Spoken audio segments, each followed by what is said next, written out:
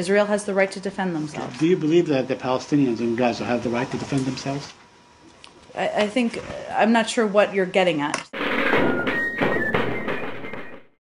So you think that all Israel is doing is sending a strong deterrent message, and that's all there is, and that remains within the accepted proportionality.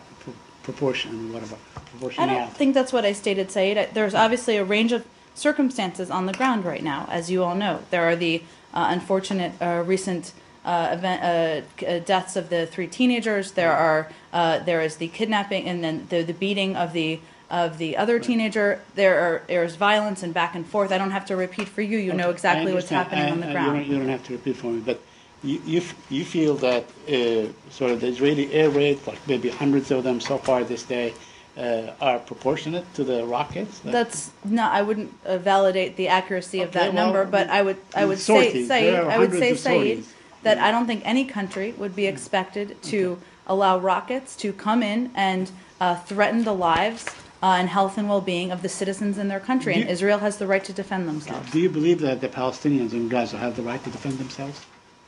I think, I'm not sure what you're getting at, Saeed. I'm asking you, do they have the right to defend themselves against Israeli What are you specifically aggression? referring to? Is there a specific event or a specific occurrence? Do they have the right to respond to Israeli rocketing and bombing their homes, their houses? We're talking areas, about their attacks schools? from a terrorist organization, Saeed. I don't think we're having a conversation about what's happening here. You agree that there is a civilian population in Gaza that is also subject to... Certainly, and the threat, as I mentioned earlier, to civilian populations is of great concern to us, and that's one of the reasons why we're so focused on encouraging all sides to de-escalate. Let's get to who's first. I knew it would be you, Saeed.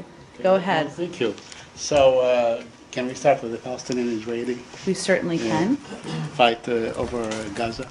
Yesterday, you took issue with my number.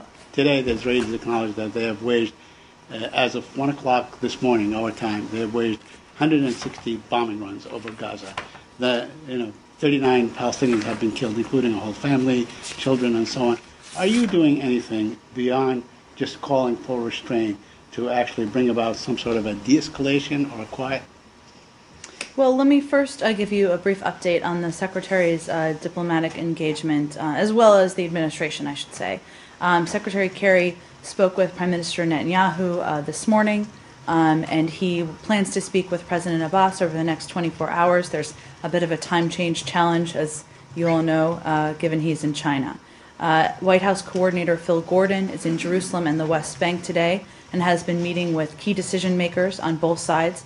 He met today with President Abbas, and the Secretary, as I noted yesterday, has been making calls over the past 24 hours to world leaders as we continue to evaluate the situation and look for ways to stop the rocket attacks. As I mentioned yesterday, and I want to reiterate, certainly no country should be expected to stand by while rocket attacks from a terrorist organization are launching into their country and impacting innocent civilians. At the same time, in the Secretary's conversations, in the conversations of all of our senior administration officials, they've been encouraging all sides to de-escalate the situation, and certainly we don't want to see any civilian casualties. That is one of the prominent reasons why it's so important to move forward and de-escalate the situation on the ground. Okay, you also make very clear time and time again Israel's right to self-defense.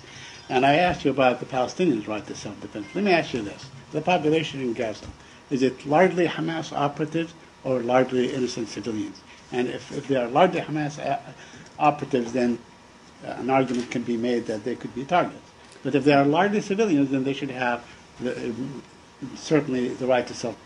Well, Saeed, I would simply say there's a strong difference between rocket attacks launched by a terrorist organization that is based in Gaza and the right of Israel to defend itself. At the same time, as you know, we work closely with the Palestinians, we work closely with the Israelis, and it's important at this point in time to see if all sides can take steps to de-escalate.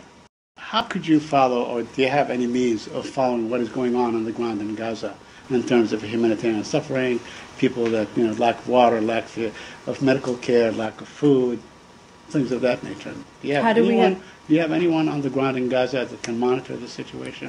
Saeed, I think we are concerned about any Right. humanitarian suffering around the world. As you know, that isn't about sides. That's about what's right morally.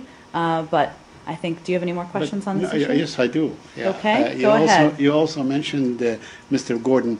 Phil Gordon said yesterday in a speech at the peace conference, he said that the current Israeli government is not committed to peace. Those were his words.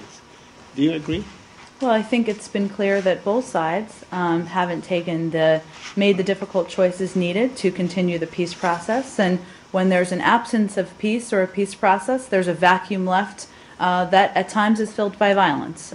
So that's the circumstance we're But he looking didn't at say now. both sides. He said the current Israeli government is not committed to peace. And he I'm went on not to going say- to parse and his he went on words, to say- but let me finish. We've consistently said that both sides didn't make the necessary choices needed to continue the process. I think we have one more for you, and then we've got to move on. One more, Go ahead. I promise, yeah. And he also said that Israel continues to deny the Palestinians sovereignty, security, and dignity. Do you agree with that assessment? I'm not going to parse his words. As you know, there are difficult issues he with, speak- let me finish, Saeed, with strong emotional feelings when it relates to these tough choices that need to be made around the peace process. Certainly, the Secretary, the President still believe, as the President wrote in his op-ed, that is the right path towards a stable and secure long-term Middle East. And that's why we're keeping the door open to a peace process in the future. But you agree, I Mr. think we need to Gordon- move Mr. on to Gordon other speaks on questions. behalf of the Samir, go administration. ahead.